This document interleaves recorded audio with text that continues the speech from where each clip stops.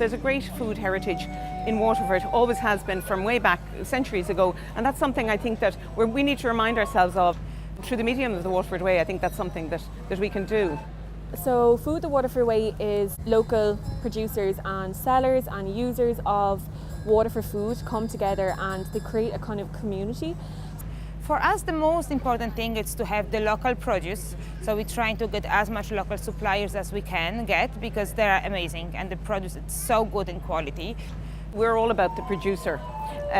We want to support the producer. It's something we've been doing, as I said, for 50 years, and that's so that we don't lose those producers. For those of you who do not know, we are the Gastro Guys. I am Patrick, he is Russell, and we are blow-ins in Waterford, we have to say. So this isn't our home county, but every time that we're here, we are always met with such wonderful welcomes, and it's always an absolute pleasure, and it's always the food that draws us here as well. People have to learn the value of the food.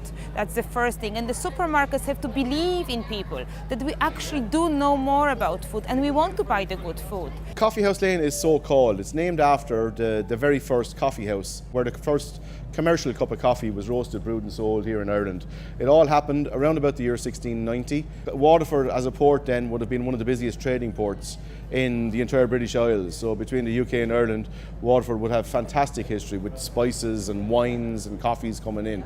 I want to find what products are out there that people love and just get the healthier twist on them. By having these probiotic bacteria in your food, which is virtually digested already, and you eat that with normal food, it will help your absorption of vitamins and enzymes in your gut, which is all good for you. Stout chocolate cake, which we have in the restaurant, it sells very well. So we used a Black Rock Stout, and then we made a rye bread with beer. So we used a Greenway lager with that. And then we had mussels with pale ale. Even up to the late 80s, early 90s, there was 9 bakeries in Waterford producing about 25 to 30,000 blahs every day, which means that like almost everybody in Waterford had a blah every day.